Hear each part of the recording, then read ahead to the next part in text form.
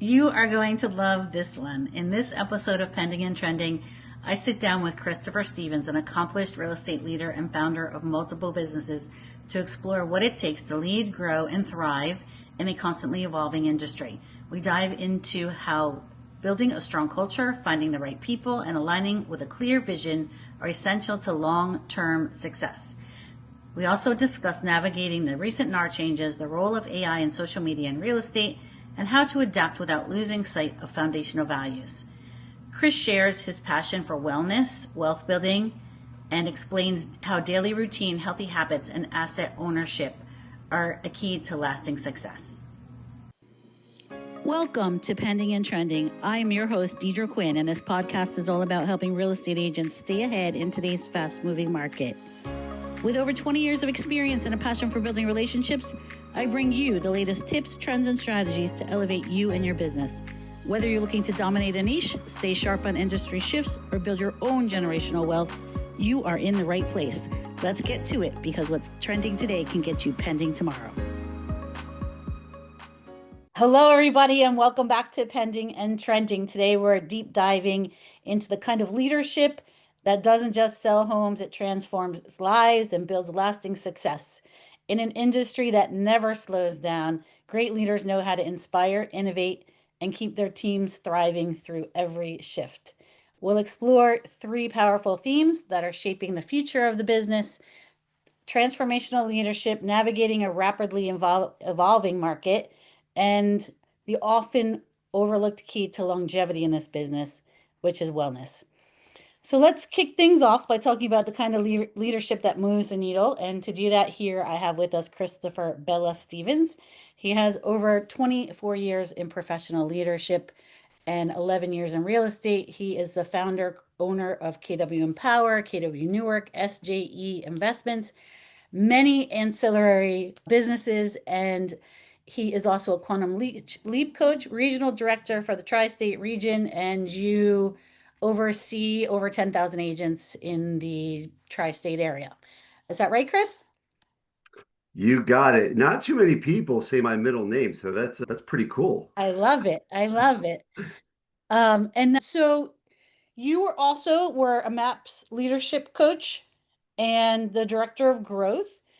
You've also received an award for number one net recruiting agent, is that word? Net recruiter, right? In KW. And you've received 5 team leader black belt awards. So I'm happy to have you as a guest here on the show, and I can't wait to dive into the topics. So you've worn many different hats in leadership, Chris. How does your visionary leadership drive brokerage growth? I think with any leader in any profession, it's helping people not only get what they want, but it's also teaching people to think bigger, because leadership isn't about yourself. It's about leading other people to get them where they're supposed to be or want to be. And if you can do that, you can create a culture that is bulletproof. And when people feel like they're part of something special and they're getting something that they couldn't get anywhere else, I feel like they found their home. And when you start losing that, I feel like that's when people, in this case, agents, start to look elsewhere. Whether if you're an independent agent, it's going on to a team. Or if you're on a team, maybe it's leaving and going to another brokerage, and vice versa. If it's an independent agent, maybe it's leaving and not going on a team, it's going to a competitor. Because there's something there, there's a reason why, in this case, in real estate, agents leave a brokerage. There's a myriad of different reasons. And it's something that I've unpacked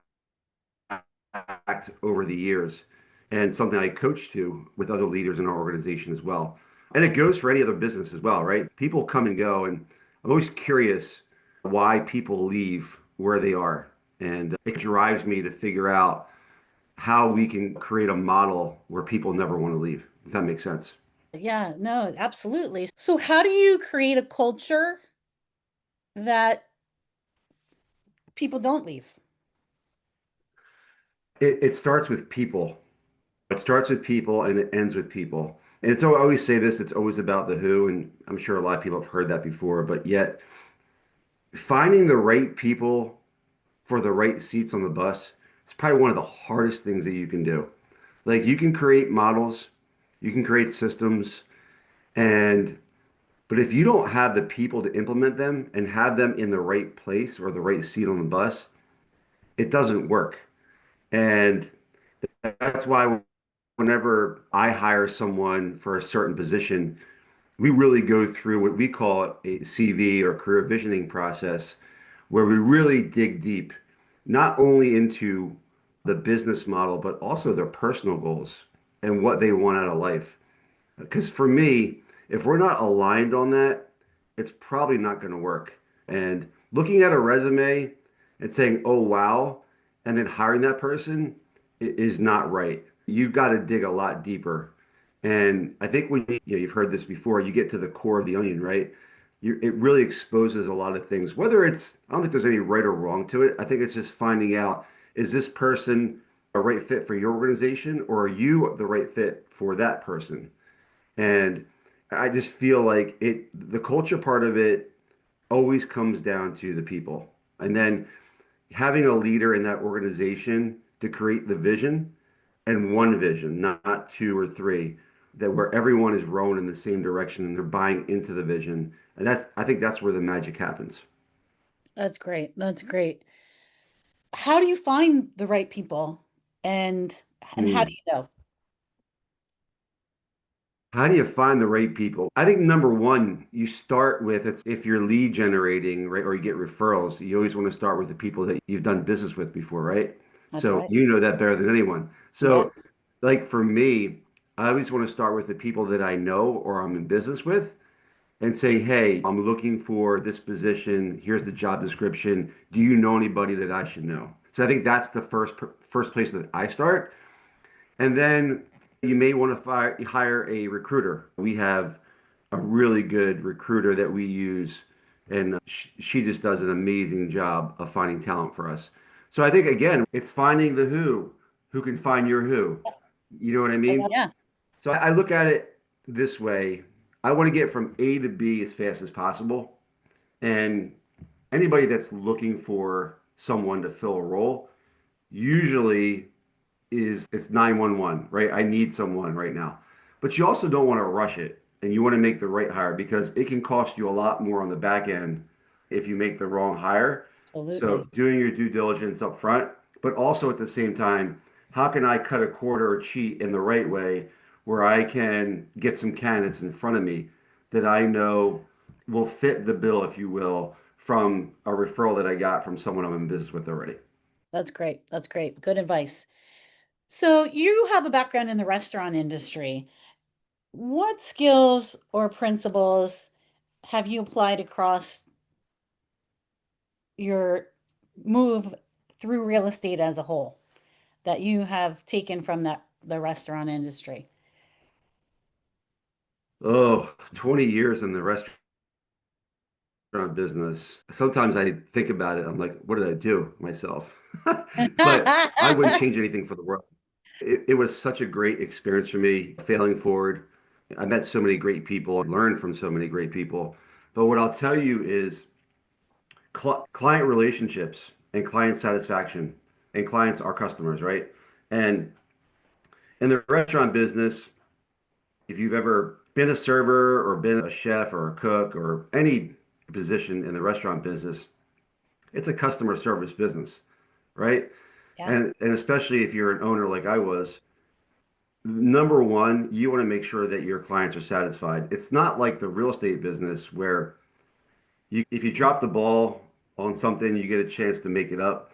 It's like in the restaurant business, if a customer has bad service or has a bad meal, you usually only get one shot at it, right? Especially if they put a review out.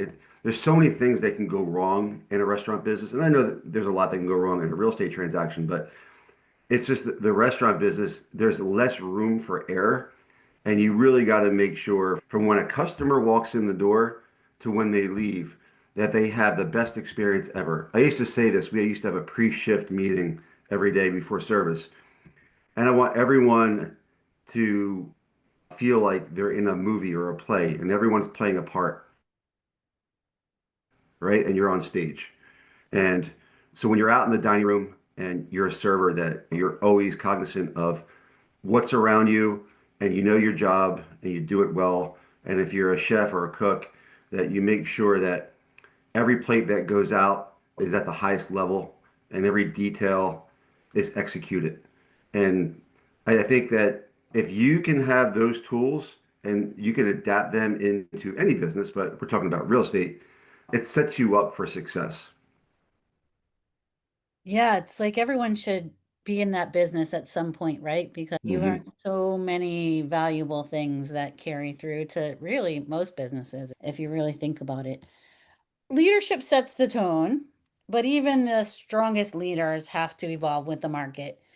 And let's talk a little bit about what's changing in the industry and how brokerages can not only keep up, but lead the way.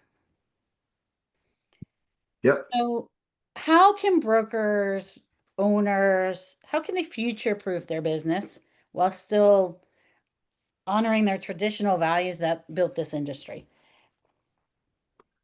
There's so much going on in the real estate industry right now. And as a broker owner, it's tough sometimes, right, to give everyone what they need. You can't always give every single person, what they want, right? But knowing what agents need is the secret sauce. And I think it comes down to three pillars. It's the long game in leadership, it's culture, and it's accountability. And you have to know your people. And I think the brokerages in any company, right? I think if you know your people and you know what they want, and if you can create a world where you can push the easy button, I think that's where the magic happens. And when I say the easy button, meaning, okay, I walk into a brokerage and there's so much going on and it's where I want to be. It's like FOMO, right? It's like you don't want to miss going into the brokerage because there's pods of people like talking about how they're going to gain more listings, or they're talking about market analysis, or they're talking about their buyer consults, whatever it may be. And it's just a learning based culture. And the accountability piece to it is a lot of people resist accountability, but yet they need it. So, how can you create a world where you can walk into a brokerage and be able to have that accountability and feel good about it because they know that you have your best interest at heart? And the leadership part of it is there's a lot, and you know this too. A lot of agents stay in a brokerage because of who the leadership is. People also leave because of who the leadership is. So I think that it is as long as that leadership, and I'll go back to creating the vision, and usually it's one person. Usually it's the owner or it's the CEO of a company that creates the vision for a company. As long as that team is bought into that vision and they can execute that vision, it trickles down to the rest of, in our case, the rest of the agents. And I think if most agents buy into what that vision is, they close the back door. That's great. So, you mentioned accountability, and that's always a challenge in the real estate industry because everyone's independent contractors, right? Mm. So it's a challenge to hold people accountable when you can't really hold them accountable. So, can you talk a little bit more about that and how do you personally handle that, or how do you train your teams of people to handle that? What I've learned over the years is that people need to feel that you care about them. And once they let their defense down and they know that you care about them and that you have their best interest at heart, it's much easier for them to be susceptible to the accountability piece. If you're someone who doesn't have a relationship with someone, who are you to hold me accountable?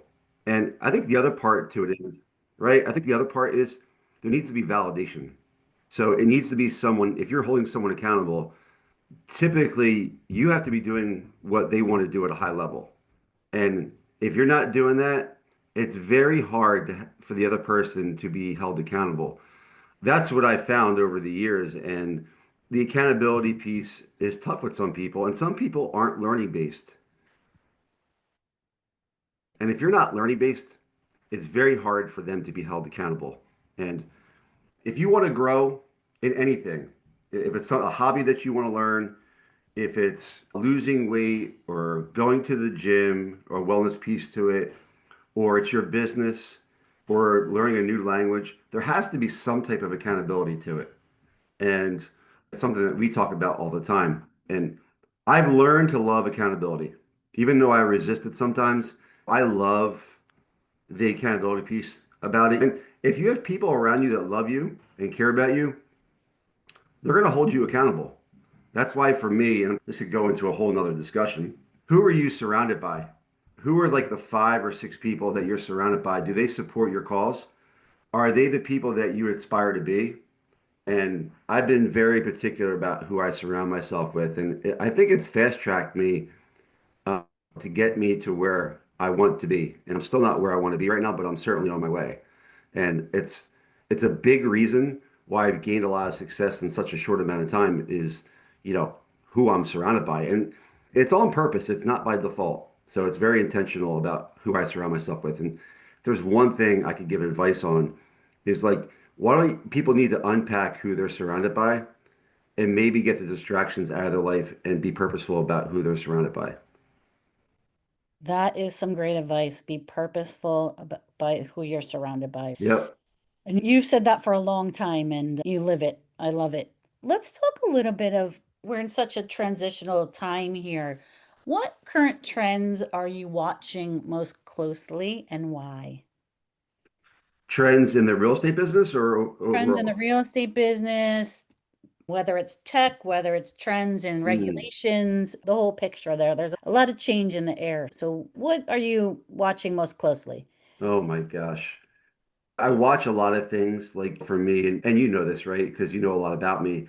Like my morning routine about I get up super early, religious about fitness and taking care of myself and journaling and reading and all that fun stuff.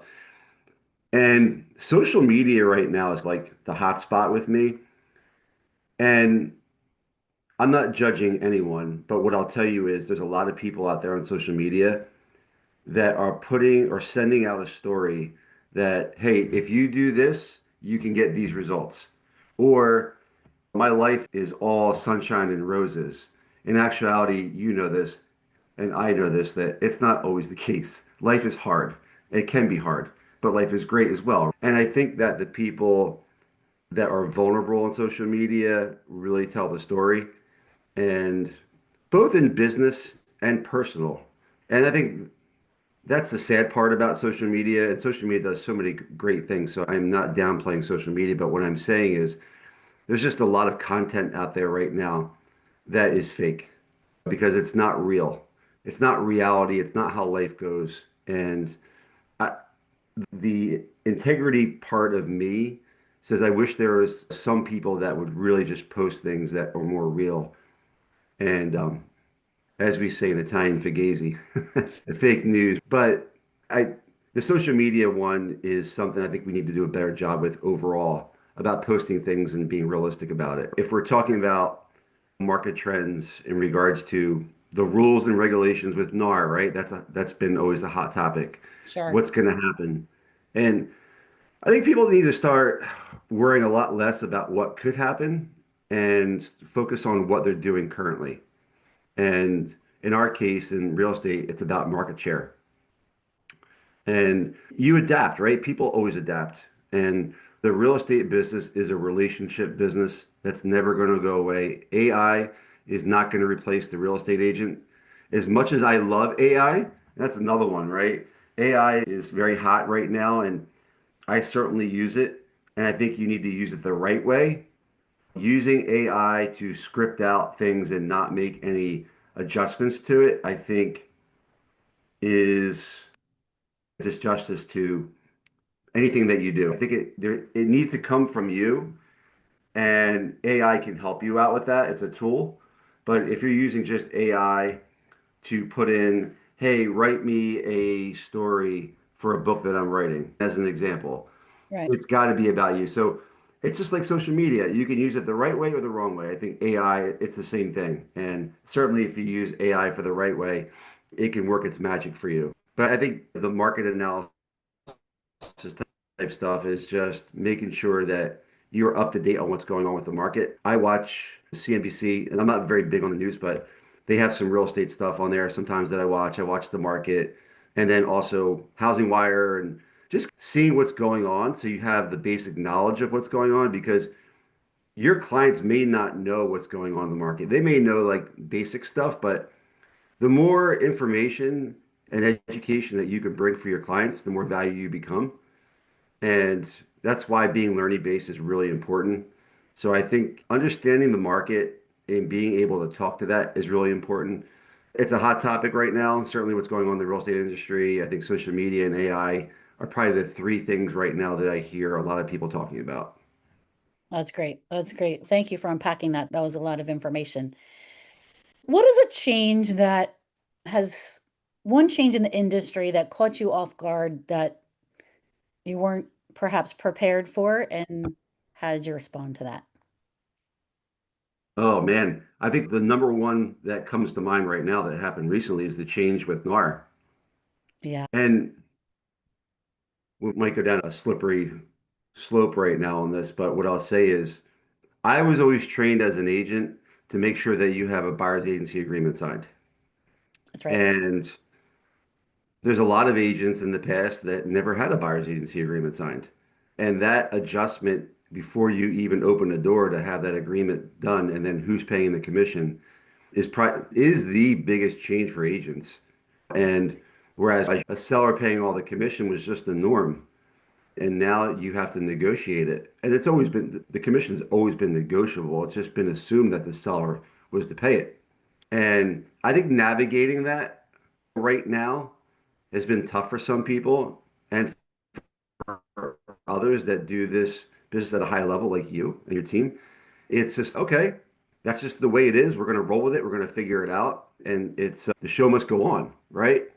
And there's other people, the world's coming to an end. What are we going to do? Two different mindsets.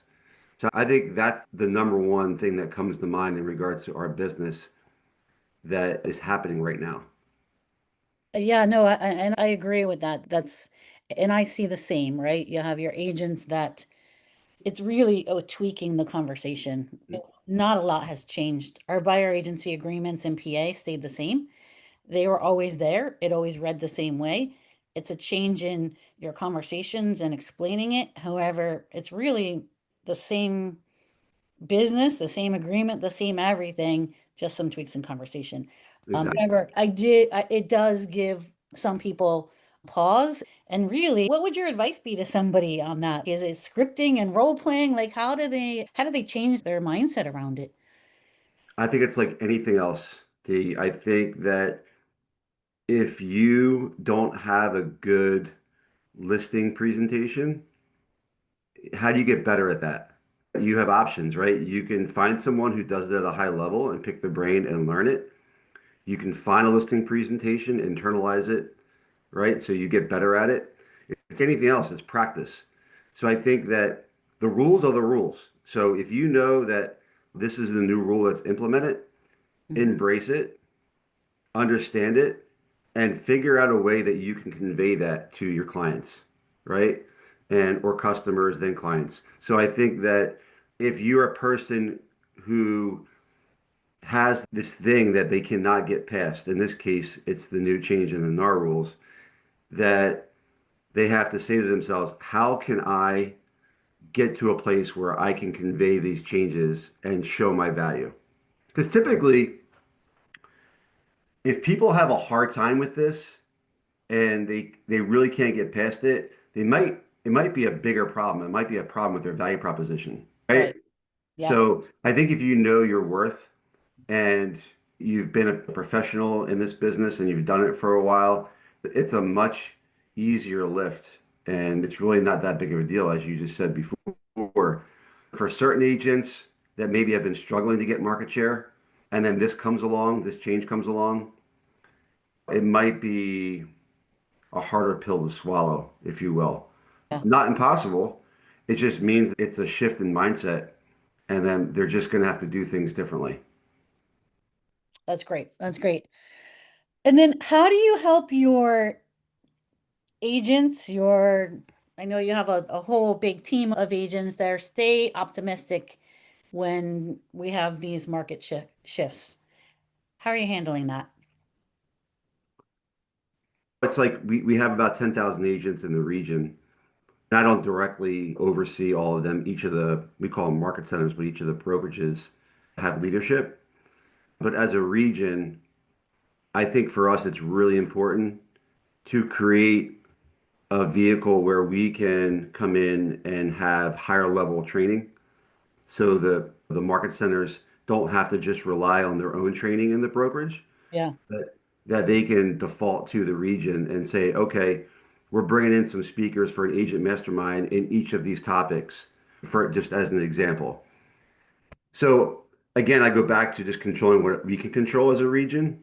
And I think that as a whole, if we can address the topics that agents want to hear or know about, I think we're crossing the T's and dotting the I's. And also from our leadership as well. It's like, hey, we need this from the region. And again, I go back to accountability. It's okay. We constantly ask our leadership, what are your agents yearning for? What do they need? And that it's up to us to create that. And if I don't do it or we don't do it on our own, meaning we don't come in and teach it, we'll bring in some other professionals that do it at a high level and coach from the back of the room. that's great. And I think if you can do that from the regional standpoint, I think you got something. From a local standpoint, that's a macro. The micro standpoint, I think brokerages overall have to do the same thing. They have to listen to their agents. They have to understand and know their agents on what they want. And you got to have training that is like down here for the newbies. You got to have the middle pack. You got to have training for them. And for the experts like you that have been in the business a long time, you got to be able to have higher level training because, again, going back to what I talked about before, is that if you can't create that world where people keep breaking through ceilings, they're going to leave eventually. Yeah, And I think sometimes that's very tough for owners of any company is to sure. consistently have change and evolve and make sure that they're at the top of their game. And it's just the consistency is the tough part for a lot of people in anything that you do. Yeah, consistency and really meeting people at all those different levels to provide that value. So that's all. Absolutely. So, innovation and strategy are super important, and so is staying healthy.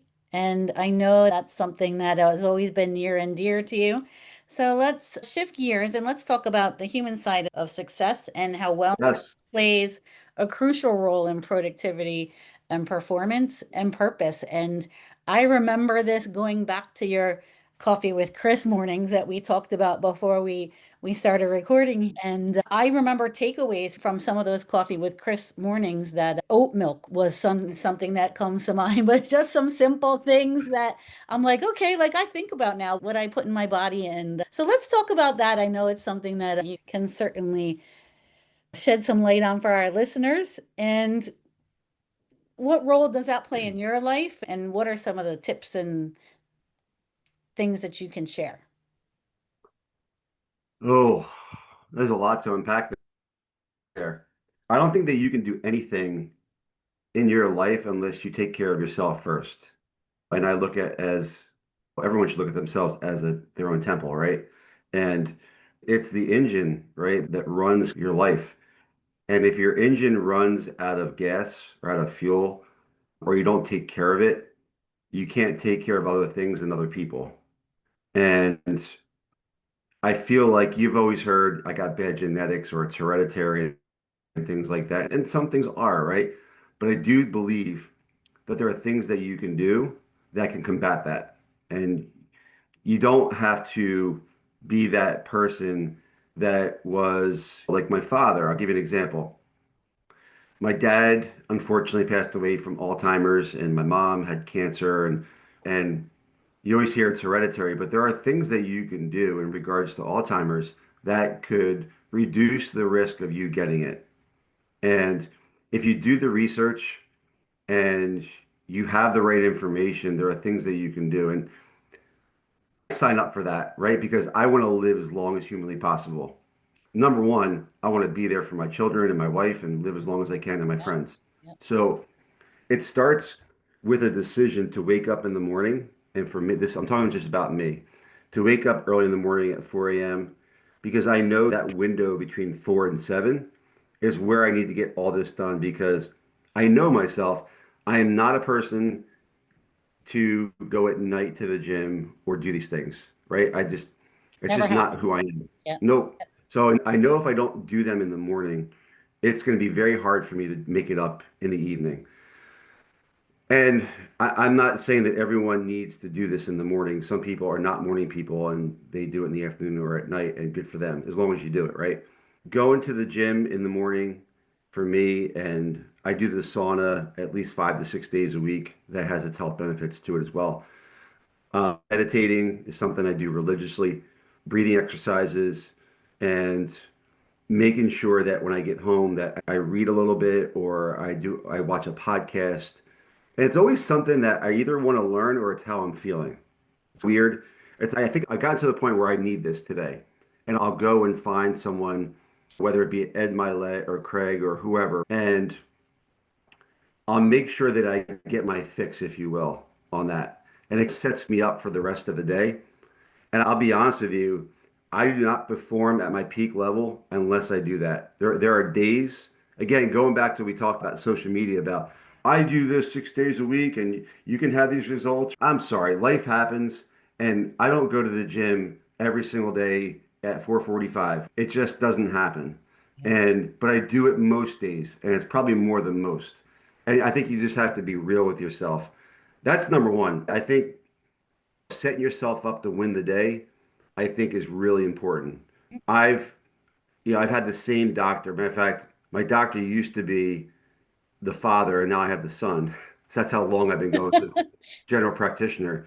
And he said something to me when I get my physical once a year, and he said something to me, I think it was 3 or 4 months ago when I got my physical, and he said to me, Chris, I'm always amazed. You're the healthiest person I have in my office like for your age, right? Because I'm Wow. 53, I'm going to be 54 in end of the month. And he goes, how do you do it? And I said, it's not by accident, right? There are things that I do to put myself in a good position. And listen, there's some things that you just have no control over, right? So if you get cancer and you've done everything that you can, it's like things happen in life. But knock on wood, so far. I've been taking certain supplements and I've been eating for the most part the way I should be eating, and I've been taking care of myself physically and mentally. I think all that is a recipe for longevity. It doesn't mean I'm going to live to 90. It just means I'm putting myself in the best position to live a long and fruitful life. And it's the discipline that I show up every day because my one thing for me is my family. And I want to be able to, as my daughter's younger, and my son's going to be in college. So I think about things about, I want to be able to walk her down the aisle and be healthy and be able to physically walk down the aisle. You know what I mean?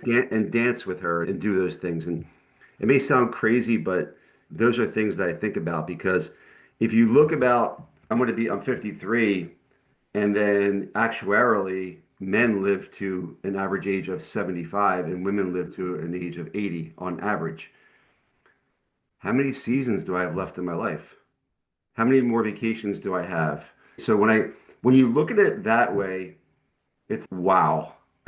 You know what I mean? Yeah, absolutely. It really brings Absolutely. things into perspective. So I think for me, it's the setup, which is what are you doing when you wake up? How do you set yourself up for your day? And also, how did you unpack your day the night before? Did you go to bed mad? Because typically if you go to bed, if you got a fight with your partner or your wife, husband, whoever, most likely you're going to wake up in a bad mood or there's going to be tension there. And I think it's good to squash any of those things and start fresh in the morning. I love that. I love that. So go to bed with a good mindset and have a strong morning routine that incorporates journaling, your fitness workout, and then I imagine you incorporate some healthy eating as well throughout the day. Do you have a regimen for that as well? Yeah, I do all the cooking in the family, so Those posts look so good. I love food, right? And I love great ingredients. For us, it's starting off with great ingredients.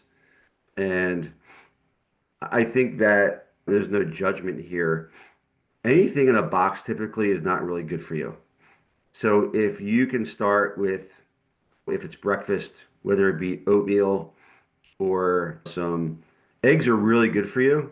So whether it be some scrambled egg whites with some spinach, which I love, or even some like hard-boiled eggs, I think, and fresh fruit, I think that's a good start to the morning for me, or a protein shake. And then I'll just go through breakfast, lunch, and dinner. Like lunch, I eat a lot of protein. So for me, brown rice, chicken, fish, pork, meat, and I do like beef. Steak, but I don't eat as much steak as I used to. There are some traits about steak overall that are not good for you, especially for your colon. But I do eat it, but I eat less of it now. Lots of vegetables. We eat a lot of green vegetables in this house. My daughter, who's 7, I made her own. I made her baby food when she was a baby, right? So I purposely put in different spices and stuff. So when she got older, hopefully she was going to be more apt to trying different things, and it worked. She eats octopus. She Wow. means she eats everything, right? And it's a good thing. So she eats lots of fruit. She eats lots of vegetables, which is great. And people use the word clean. We don't. If you're going to use that word clean, we do eat pretty clean. But I love a great cheeseburger. I love like fries once in a while. I'm not going to fool anyone. There are things that I absolutely love, but it's all about moderation. Yeah. And I think that my father had diabetes when he was with us, and there are things he could have done to get off the insulin. I know for a fact because I know the way that he ate, and he overate. He ate things that weren't good for him, and I think he had more sugar than he was supposed to. He got better as he got older because did have Right. diabetes, so you had to watch it. But I do think that there are things that you can control, like what you eat, that could mitigate some of those things. Right. And that's how I cook for our family. We do eat in a lot more than we go out because I think the caveat to this is when you go out to eat, for the most part, you have to be careful of what kind of ingredients they're using Yeah. and right. Yeah. And so if we're very particular about where we eat, we want to make sure that they're quality ingredients. You're going to get what you pay for as well, right? And then how do you incorporate that into your leadership and how do you share that with your people and encourage them to live their healthiest life as well? So I teach a wealth building class called The Path to Money, and I start off with wellness because I think it's a mindset first. And I go into what we just talked about. Like how does your morning look consistently every day? Because typically if you're not a happy person and there's things going on in your life, it's going to be very hard to build wealth, right? It's going Right. to be on the business side of it. It's going to be very hard to be at the top of your game in whatever profession that you're doing. So I think it starts and ends with the wellness piece to it and how you take care of yourself. And that's where I always lead off with because I think it's that important. And I think it's how you end the day. And I didn't bring this up before, but I think the gratitude piece to it is really important. It's something that with our daughter before she goes to bed, it's 3 things that you're grateful for. And I think if you wake up with gratitude, it's very hard to be angry. Love And that. yeah. And then going back to the wealth building class that I teach, it's like there's almost a shift in the room after I'm done talking about the wellness piece to it. It's almost wow, or it's okay. And now we're ready. We're now ready to get into the meaty part to the bone in regards to the wealth building part of it. I think now they're ready. Because had I not done the wellness piece, I don't think the delivery would have been the same, if that makes sense. Yeah. Yeah. That's great. That's great. And then you have a philosophy, right? It's talk about this as a closing piece here. Own Mhm. the asset, don't just hustle for the income.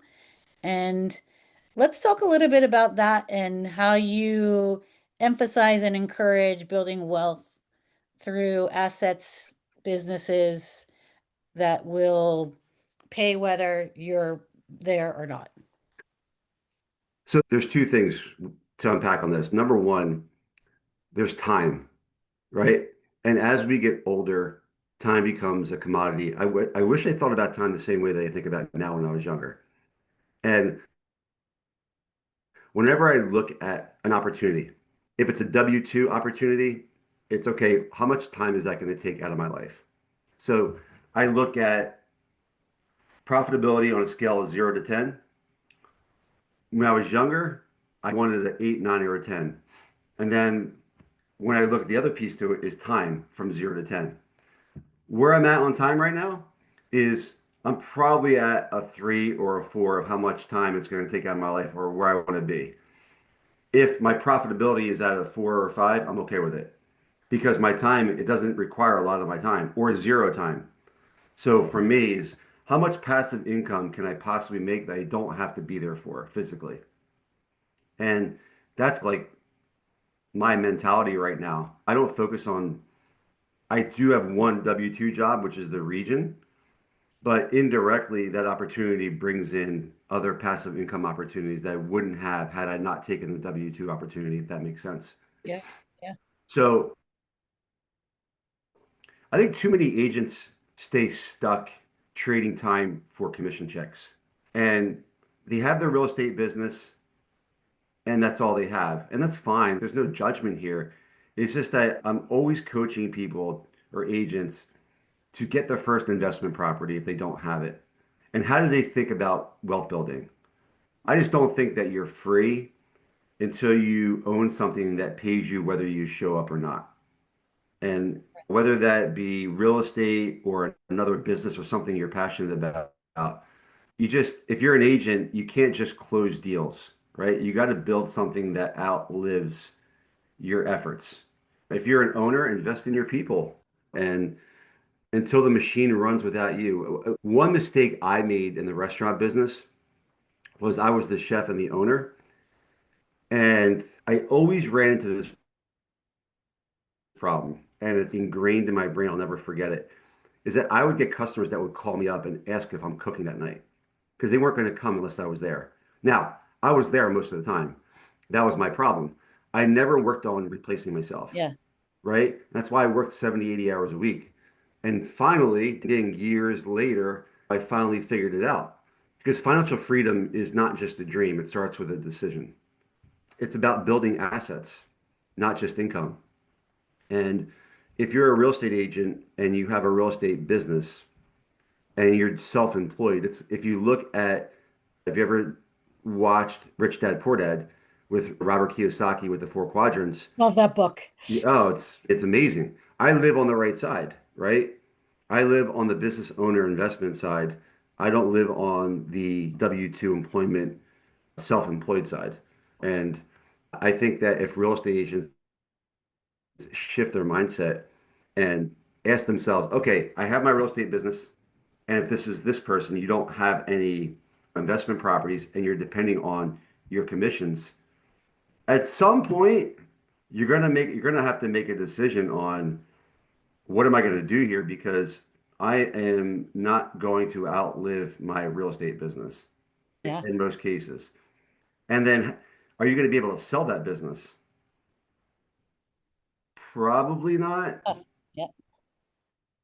You could, but depending on what type of business you're running. But what I'll tell you is that if you can use that income, like your gross commission income that you have coming in, you pay your bills, and let's say you got $10,000 left over, what are you doing with that $10,000? Where are you investing that? Maybe some's getting invested back into your business. And then maybe some's going into a SEP IRA, or maybe some of it's going into stocks, crypto, whatever. But then what's that other maybe 30%? Where is that going? Is that going into a wealth chest that you're going to use to deposit for to buy an investment property? And I think some people get anxiety over what am I do have some money, what the heck am I going to do with it?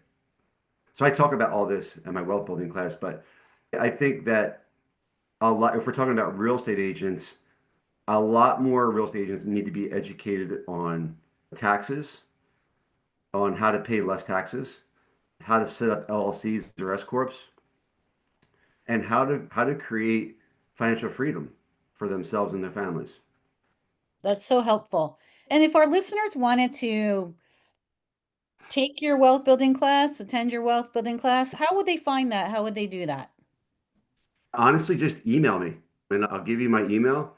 It's R is in Robert, D is in David, RD at NYTRISTATE.com. So RD at NewYorkTristate.com.